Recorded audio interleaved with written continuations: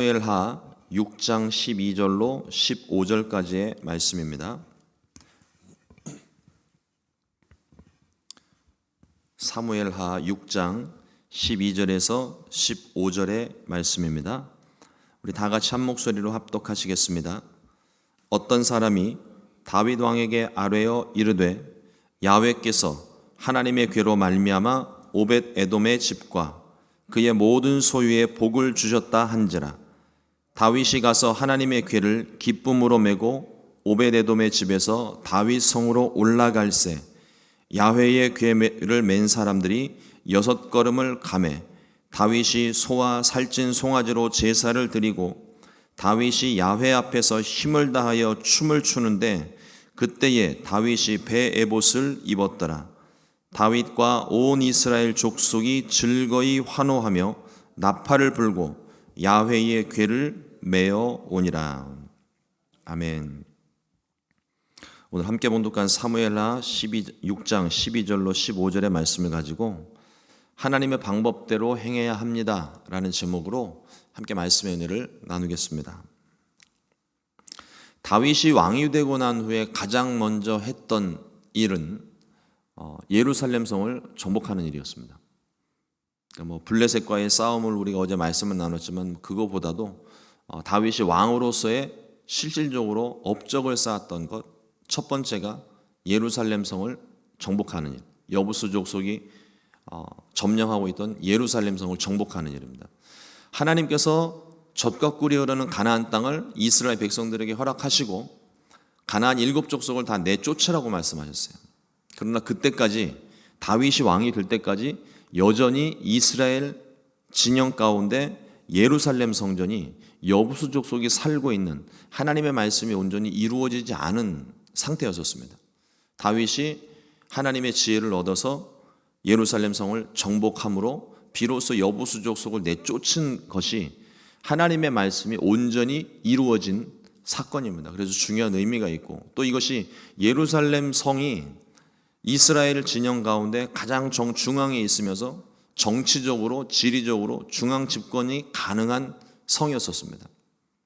그리고 다음으로는 종교적으로 중앙 성소를 세우는 일이었는데 그 일이 다름 아닌 오늘 말씀에 보는 것처럼 언약궤를 옮겨오는 일입니다. 정치적인 기반, 어떤 지리적인 모든 조건들을 다 갖추고 난 후에 하나님을 그 가운데 모시는 거예요. 때로는 우리가 예배를 드리다가 우리가 하나님만 우리 안에 있으면 됐지, 우리가 하나님만 있으면 됐지, 다른 것이 뭐가 필요하겠어? 라는 말들을 하게 되는데 그 일은 하나님을 최우선으로 생각하고 하나님을 모시겠다는 마음의 표현이지 그것이 다른 나머지 것들이 전혀 필요 없다는 얘기가 아닙니다. 하나님을 모시기 위해 하나님께서 우리가 하나님께서 천지를 창조하실 때에도 보면 하나님께서 엿새 동안 창조를 하셨을 때 사람이 제일 중요하니까 사람을 지어놓고 나머지를 지으신 게 아니에요. 창조의 질서를 보면은요, 하나님께서 모든 환경과 배경을, 공간을 다 창조해 놓으세요. 그리고 그 한가운데 사람을 창조하시고 다스리는 권세, 정복할 권세를 주십니다. 그러니까 너무 사랑하니까 그것만 있어도 된다는 게 아니라 하나님께서 이 창조의 질서 가운데도 그 필요한 모든 환경과 배경들을 창조하시는 모습을 보게 되는데 하나님을 예배할 때에도 마찬가지입니다. 우리가 기본적으로 교회가 건물이니까 이 건물은 필요 없고 하나님만 있으면 되지 이렇게 얘기를 하시는 분들이 있는데 그럼에도 불구하고 그분들이 인식하지 못하는 게 뭐냐면 예배드릴 처소, 가정이 되었든 어디가 되었든 하나님을 모시는 장소가 분명히 함께 존재한다는 것이죠. 다윗은 하나님을 언약궤를 모셔드렸는데 이 언약궤를 모시는 것은 사실은 언약궤라고 하는 상징적인 의미의 이 나무 상자를 모시는 것이 아니라 그걸 무슨 우리 옛날 말로 표현해서 무슨 신주단지 모시듯이 모시는 것이 아니라 하나님을 모시는 마음으로 언약궤를 받아들이고, 이 언약궤는 하나님 임재의 상징입니다. 광야 가운데 이스라엘 백성들이 그 성막을 세우고 그 가운데 하나님이 언약궤를 두시고 그 언약궤 위에서 하나님이 말씀하셨고 언약궤와 함께 동행하셨어요. 그렇기 때문에 이스라엘 백성들에게 있어서 이 언약궤는 굉장히 중요한 의미를 가집니다. 다윗이 그 하나님 임재의 상징이었던 언약궤를 이스라엘의 정중앙에 예루살렘에 하나님을 모시고 정치적으로 종교적으로 중앙 집권을 강화하고 있습니다. 하나님을 모시는 일은 무엇보다 중요한 일입니다. 저와 여러분들의 삶에도 하나님을 삶의 중심, 마음의 중심에 모셔드리는 일이 무엇보다 중요합니다. 다윗이 예루살렘 성을 정복하여 여부수 사람들을 내어 쫓음같이 내 마음의 중심에 하나님을 모실 때 내 안에 죄와 허물과 실수와 모든 세상적인 것들은 다 내쫓아야 돼요. 그래야 하나님을 우리 마음 가운데 비로소 온전히 모실 수가 있는 것입니다. 하나님 마음에 합한 다윗일지라도 모든 일이 순조롭게 진행된 것만은 아닙니다. 때로는 하나님의 일을 하다가 보면 순조롭게 진행되는 사람을 하나님이 인정하신 사람이다. 그렇지 않은 사람은 하나님이 함께하지 않으신다. 혹여라도 문제가 어긋나거나 잘못되게 되면 저 사람이 무슨 죄를 저질러서 그런다. 우리 섣불리 판단하고 생각하기 쉬운데 그렇지 않습니다. 하나님은 오히려 이와 같은 것들을 통해서 하나님의 방법, 하나님의 뜻을 알게 하시는 도구로 때로는 우리의 실패도 때로는 우리의 허물도 사용하실 수 있는 분이십니다. 오늘 말씀에도 언약궤를 옮겨오는 과정에서 다윗이 실패를 하고 그리고 또 완성을 하기도 합니다. 이 과정이 기록되고 있는데 언약궤 이동 사건을 통해서 우리에게 주신 하나님 말씀에 우리가 함께 귀를 기울여 보기를 원합니다. 첫 번째로 언약궤 운반의 실패입니다. 다윗이 언약궤를 옮기기 직전까지 하나님의 언약궤는 기럇 여아림에 있습니다. 이스라엘과 블레셋이 싸움할 때 이스라엘 백성들이 감히 함부로 하나님의 언약궤를 부적처럼 사용을 하죠. 언약궤만 있으면 우리가 블레셋과의 싸움에 이길 수 있다. 그래서 함부로 하나님의 뜻도 구하지 않고 하나님의 언약궤를 자기네들 마음대로 전쟁터에 가지고 나왔다가 블레셋과의 전쟁에서도 지고 언약궤도 빼앗기는 수모를 겪게 됩니다.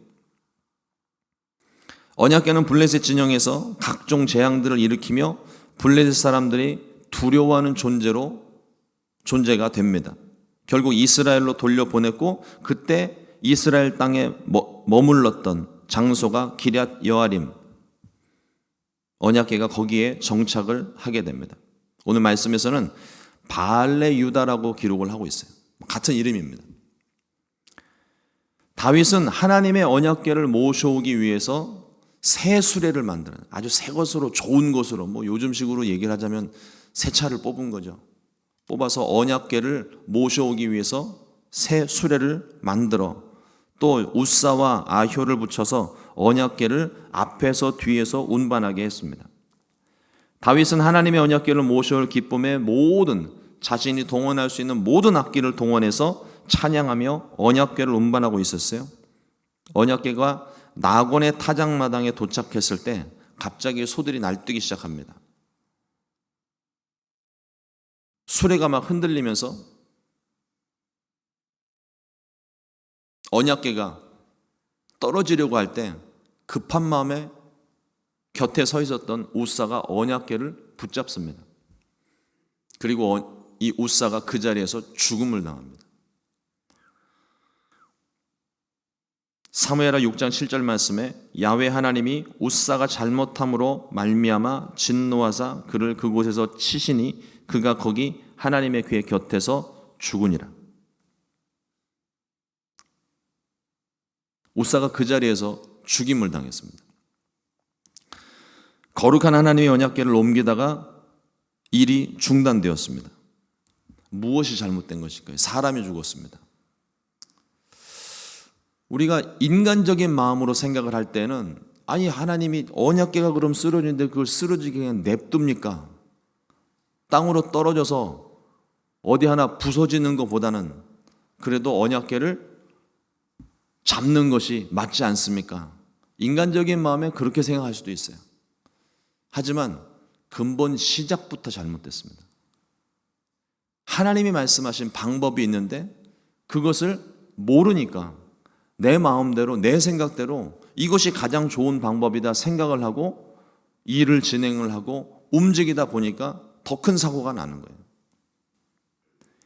하나님께서 언약궤를 옮기는 방법에 대해서 정확하게 말씀을 하셨습니다. 민수기 7장 9절 말씀에 고핫 자손에게는 주지 아니하였으니, 다른 내용이고요. 이 고핫 자손 그들의 성소의 직임은 그 어깨로 매는 일을 하는 까닭이었더라. 오직 고핫 자손에게만 언약궤를 맬 수 있는 권한과 책임을 주신 거예요. 다른 어느 누구도 이것을 대체할 수가 없습니다. 고핫 자손만 할 수가 있는 거예요. 그것도 손으로, 장정들이 손으로 들거나 어깨에 짊어매는 게 아니라 언약궤에는 이 언약궤를 운반할 때 쓰는 바가 있습니다. 그 바를 통해서 어깨에다 끈을 매서 그것을 어깨에다 둘러매고 그 언약궤를 운반하는 거예요. 이 사실을 알지 못했던 다윗은 블레셋이 했던 방식입니다. 새술에 실어 나르는 방법은 블레셋이 했던 방법이에요. 하나님의 방법이 아닙니다. 세상적인 방법이라는 거죠. 더군다나 우사는 급한 마음에 언약궤에 손을 대었습니다. 그래서 우사가 그 자리에서 죽는 비극이 발생을 했죠. 그래서 붙여진 이름이 베레스 우사, 우사를 치심이라는 뜻입니다. 근데 그 단어의 의미를, 베레스의 단어의 의미를 살펴보니까 단순하게 치는 게 아니라 흩어 찢는 의미예요. 어떤 방식으로 저기 했는지 모르겠지만 단어의 뜻을 봤을 때는 하나님이 그 자리에서 우사가 그냥 손을 대는 순간 죽어서 쓰러진 게 아니라 찢어진 느낌이 훨씬 더 큽니다. 아주 무서운 방법으로 하나님이 경고를 날리시는 거죠. 거룩한 성물에 함부로 손을 대지 말아라. 우리가 하나님 말씀을 그리고 하나님에 대해서 더 깊이 알아야 되는 이유 중에 하나가 바로 그것입니다. 우리가 하나님을 제대로 알지 못하면 하나님의 뜻대로 살 수가 없습니다. 하나님이 내게 말씀하시는 것들을 행할 수가 없어요. 그래서 우리가 더욱더 하나님 말씀을 자주 봐야 되고 이 말씀에서 하나님 무엇을 우리 가운데 말씀하시는지 어떻게 말씀하고 계시는지를 우리는 계속 살펴야 하는 것이고 계속 기도함으로써 하나님과 교제하면서 그 하나님에 대해서 우리가 더 알아가야 된다는 거예요.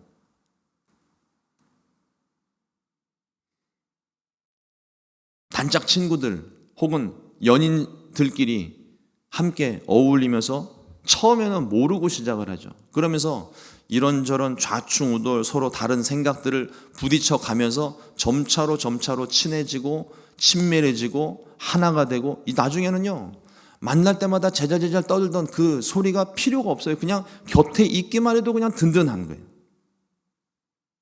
하나님과 우리와의 관계가 바로 그와 같은 관계입니다. 하나님께 계속적으로 기도하면서 이 기도는 하나님의 뜻을 알아가는 과정인데 기도하면서 하나님의 뜻을 발견하고 또 내가 필요한 것 하나님이 아시고 내가 하나님의 뜻을 알아가면서 서로가 알아가는 과정. 하나님은 우리에게 모든 걸 다 내어주셨는데 우리가 그것을 다 알 수 있는 지혜가 우리 가운데는 없습니다. 평생을 우리가 하나님을 경험을 해도요 우리는 하나님께서 우리 가운데 그러니까 하나님의 전체 존재에 티끌만큼도 우리는 알지를 못해요. 평생을 경험을 해도. 그 하나님에 대하여 우리가 더 깊이 알아야 되고 때로는 다른 사람들이 만난 하나님에 대한 경험을 함께 나누면서 아 하나님이 이런 분도 되시는구나. 하나님에 대해서 더 알아야 우리가 하나님이 원하시는 대로 하나님이 기뻐하시는 대로 우리가 살 수가 있는 것입니다. 하나님의 거룩한 언약궤를 옮기는 축제의 자리가 순식간에 슬픔과 두려움으로 가득한 채 중단이 되었습니다.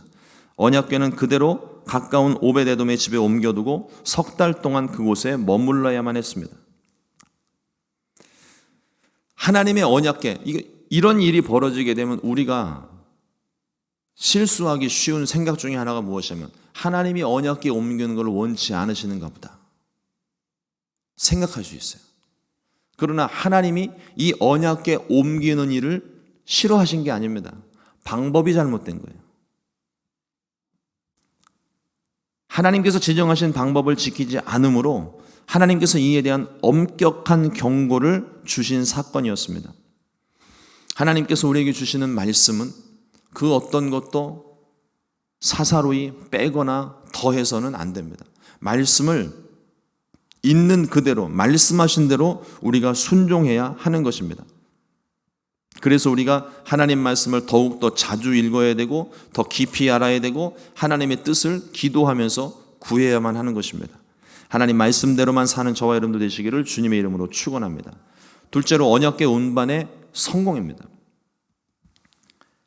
한번 실패하고 끝나지 않아요.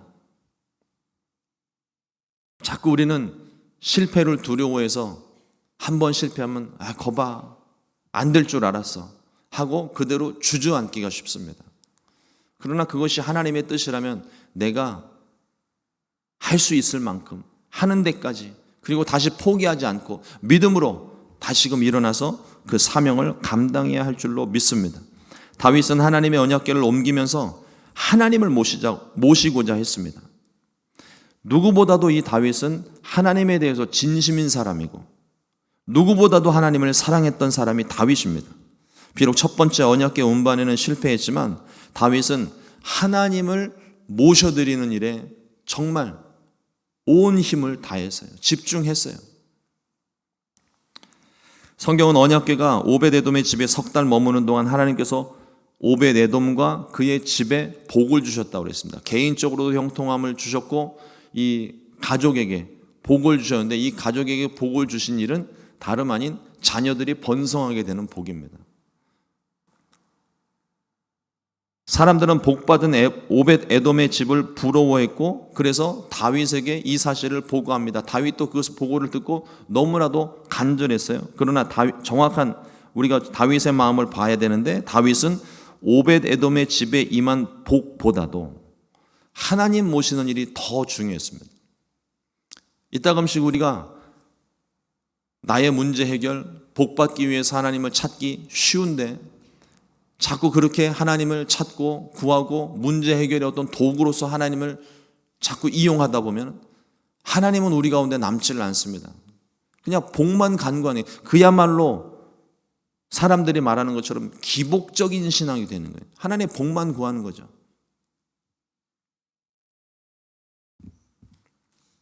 예전에 한번 제가 아이들 어렸을 때 그런 경험이 있습니다. 퇴근을 하고 가족들과 함께 먹으려고 케이크 하나를 이렇게 사가지고 들어왔던 것 같아요. 이렇게 싹 집에 들어갔는데 아빠가 딱 그러고 들어갔는데 우와 하고 아이들이 달려오더니 우와 케이크다 그러고서는 케이크만 쏙 빼가지고 왔어요. 되게 섭섭하더라고요.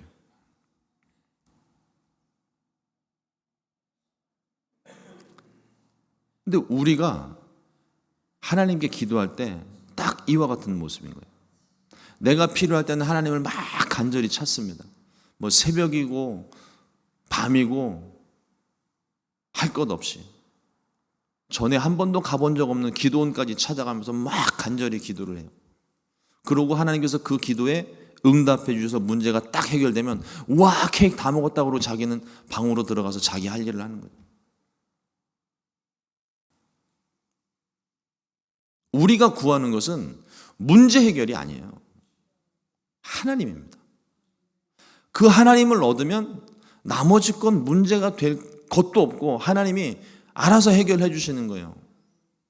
아이들이 뭐가 이 일을 지내다가 뭐가 안 되는 문제가 있으면은 부모님이 가져와가지고 이거 안 된다고 막 짜증내기도 하고 울기도 하고 부탁하기도 하고 자기가 안 되니까 부모님께 가지고 와가지고 얘기하는 거잖아요.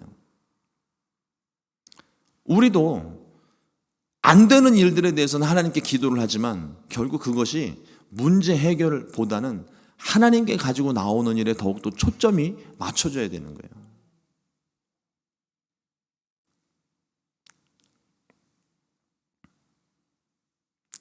하나님께 기도할 때 문제 해결만 놓고 복 받는 일만 놓고 기도하다 보면 하나님을 놓치기가 쉽습니다. 우리가 기도할 때 하나님을 구해야 돼요. 하나님을 가까이 하면 내게 복이라고 성경은 말씀합니다. 그 하나님을 언제나 가까이 두고 그 하나님께서 무엇을 말씀하시는지, 그 문제를 통해서 하나님이 내게 무엇을 원하고 계시는지, 무엇을 바꾸기를 원하시는지 깨달을 수 있게 되기를 주님의 이름으로 축원합니다. 다윗은 이 석 달의 기간 동안 하나님의 언약궤를 옮겨오는 방법에 대해 하나님께 물었겠죠. 지금까지 우리가 살펴본 다윗의 모습은 문제 있을 때마다 하나님께 묻고 또 물었던 사람입니다. 하나님께 물었을 거예요. 하나님 어떻게 된 겁니까? 이게 뭡니까?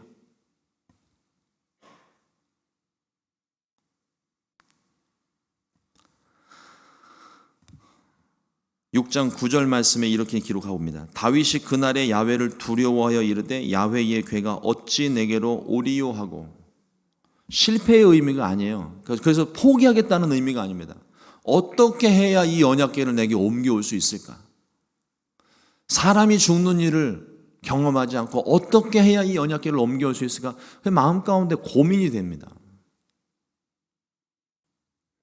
하나님의 뜻을 구했고 또 그 방법을 찾고 연구하기 시작을 합니다. 그 결과 다윗은 하나님이 말씀하신 방법대로 언약궤를 다시 옮기기 시작했습니다. 오늘 12절 말씀에 보니까 어떤 사람이 다윗 왕에게 아뢰어 이르되 야훼께서 하나님의 궤로 말미암아 오베데돔의 집과 그의 모든 소유에 복을 주셨다 한지라 다윗이 가서 하나님의 궤를 기쁨으로 메고 오베데돔의 집에서 다윗 성으로 올라갈세. 방법을 찾은 거예요. 어떤 말씀을 보고 이 방법을 찾았는지는 성경은 정확하게 기록하고 있지 않지만 하나님의 율법을 기록하여 언약궤 곁에 두라는 말씀이 신명기 31장 26절에 기록합니다. 이 율법책을 가져다가 너희 하나님 야훼의 언약궤 곁에 두어 너희에게 증거가 되게 하라. 하나님께서 가르쳐 주신 율법을, 정확히는 모세에게 주신 토라, 모세 오경, 율법서입니다. 이 율법을 방법을 잊지 않도록 하기 위해 곁에 두고 지키라고 주셨던 말씀이에요. 아마도 다윗이 이 말씀을 찾았던 것 같습니다. 그래서 첫 번째로 했던, 우리 그런 거 있잖아요. 새 수레를 해가지고 옮기다가 만약에 문제가 생기면 소가 날뛰어도 수레가 흔들리지 않도록 다른 방법을 고안하기 쉽습니다. 근데 다윗은 그렇게 하질 않아요. 전혀 다른 방식으로 갑니다. 하나님의 방법인 거예요. 하나님께서 진정하신 방법대로 사람이 어깨에 메고 고앗 자손이 어깨에 메고 언약궤를 옮기는 거죠. 다윗은 하나님이 정하신 방법대로 다시 언약궤를 옮겼고 마침내 하나님의 언약궤가 무사히 예루살렘에 안착될 수 있었습니다. 다윗이 얼마나 기뻤을까요? 14절 말씀에 다윗이 야훼 앞에서 힘을 다하여 춤을 추는데 그때에 다윗이 배 에봇을 입었더라. 원어적인 의미를 보면요, 다윗이 너무 기뻐서 춤을 추는데 그냥 막 춤을 춘 게 아니라 빙글빙글 돌면서 췄다는 거예요. 빙글빙글 돌면서 추는데 다윗의 옷이 배 에봇입니다. 다윗은 왕이에요. 왕의 복장을 하고 있지 않습니다. 하나님의 언약궤를 모셔드리는 일에 왕의 신분이나 체면 따위는 필요가 없는 거예요. 다윗은 하나님이 들어오시니까.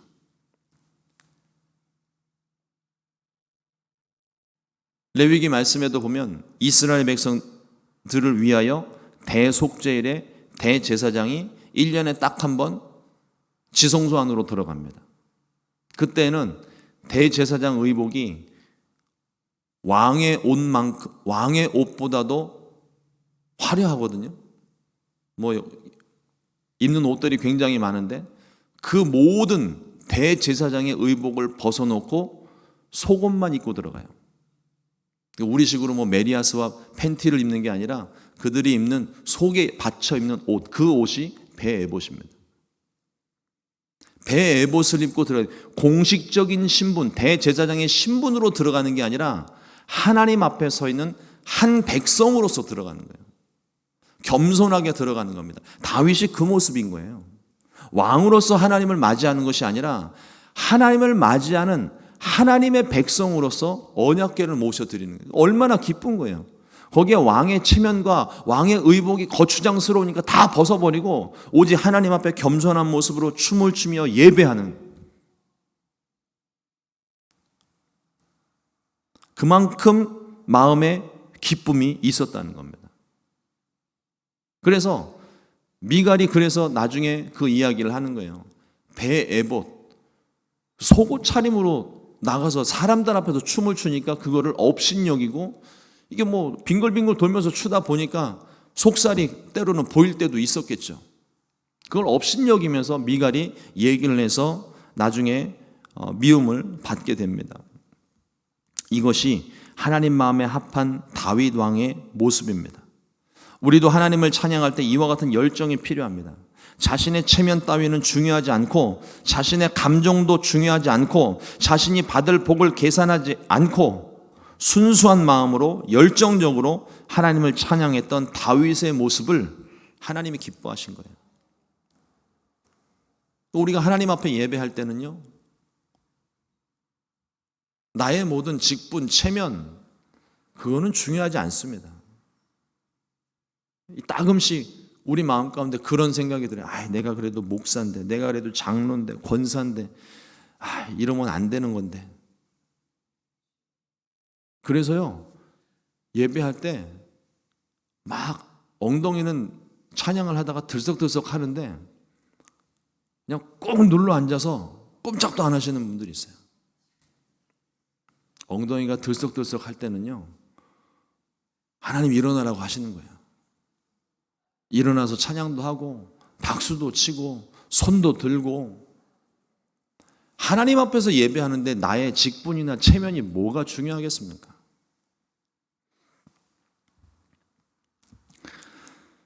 오늘 말씀에서 우리가 두 가지 중요한 사실을 깨닫습니다. 첫 번째는 하나님의 방법대로만 해야 된다는 거예요.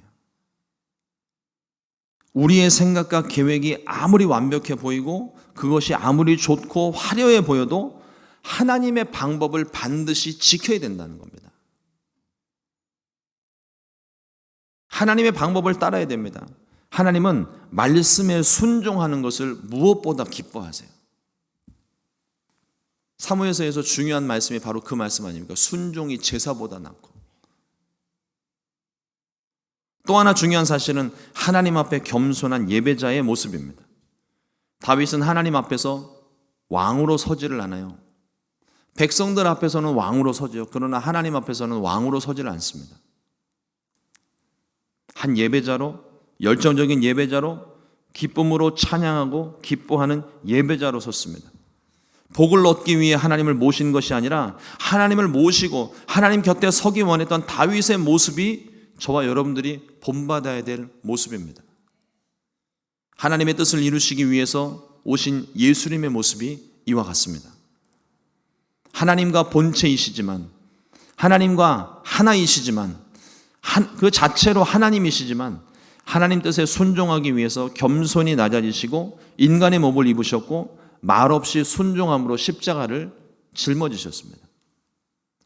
하나님께서 이를 기뻐하시며 죽은 자 가운데서 다시금 살려내셔서 우리의 주와 구주, 우리의 임금과 구주가 되게 하셨습니다. 하나님께서 가장 기뻐하시는 모습은 하나님의 말씀대로 겸손하게 순종하는 모습입니다.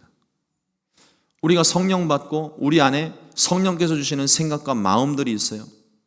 근데 그 주시는 마음과 생각들을 내 마음에 들지 않는다고, 내가 원치 않는다고, 내가 바쁘다고 그 말씀들을 외면하면 우리는 하나님, 그 말씀을 외면하는 순간부터 우리는 하나님에게서 점점 더 멀어집니다.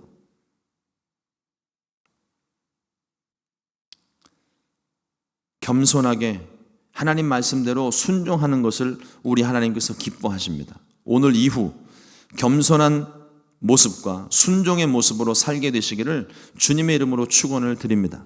오직 기쁨과 감사함으로 예배할 수 있게 되시기를 주님의 이름으로 축원을 드립니다. 기도하겠습니다.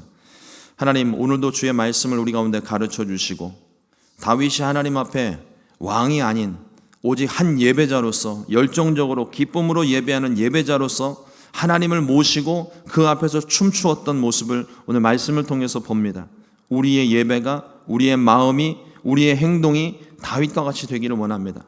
예수님도 하나님 말씀에 온전히 순종하여 하나님께서 지정하신 방법대로 그 뜻을 순종하셨던 것처럼 우리도 하나님께서 말씀하신 대로, 하나님 원하시는 대로, 하나님 기뻐하시는 모습으로 우리도 순종하며 살아갈 수 있도록 도와주시옵소서. 우리가 마음에 결단하여 싸우니 성령께서 끊임없이 우리 가운데 말씀하셔서 우리의 생각과 마음을 다스려 주옵시고 주님의 길로 우리를 인도하여 주옵소서. 주님 말씀하여 주옵소서. 우리들이 듣기를 원합니다. 그래서 우리가 주의 말씀대로만 순종하며 살겠습니다. 성령으로 충만케 하여 주시옵소서. 귀하신 예수님의 이름으로 기도드렸습니다. 아멘. 주님